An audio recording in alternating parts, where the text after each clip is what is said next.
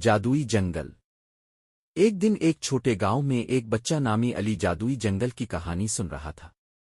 اس نے سنا تھا کہ وہاں پر ہر قسم کے جاندار اور حیرت انگیز چیزیں موجود ہیں۔ ایک صبح علی نے ہمت کی اور جنگل کی طرف چل پڑا۔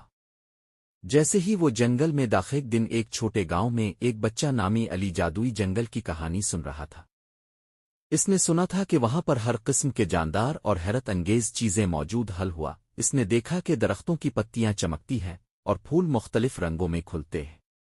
اچانک ایک خوبصورت پری سامنے آئی۔ مرحبا علی، پری نے کہا، تم یہاں کیوں آئے ہو؟ علی نے کہا، میں یہاں جادوئی مخلوقات کو دیکھنے آیا ہوں۔ پری نے مسکراتے ہوئے کہا، آؤ میں تمہیں جنگل کی سیر کراتی ہوں۔ وہ دونوں مل کر جنگل کی گہرائیوں میں گئے۔ انہوں نے بندر کو جھولتے ہوئے دیکھا، پرندے گاتے ہوئے سنے اور ایک جھیل کے کنارے بیٹھے جہاں پانی میں رنگین مچھلیاں تیر رہی تھیں۔ پری نے کہا، یہاں ہر چیز جادوئی ہے، لیکن تمہیں ہمیشہ سچائی اور دوستی کا خیال رکھنا چاہیے۔ علی نے سیکھا کہ دوستی اور ایمانداری کی طاقت سب سے بڑی ہوتی ہے۔ جب سورج غروب ہوا، علی نے گھر واپس جانے کا فیصلہ کیا۔ پری نے اسے ودا کیا اور کہا، یاد رکھو جادو ہمیشہ تمہارے دل میں ہوتا ہے۔ علی نے گھر پہنچ کر اپنے دوستوں کو کہانی سنائی اور اس نے یہ وعدہ کیا کہ وہ ہمیشہ سچائی اور دوستی کی قدر کرے گا۔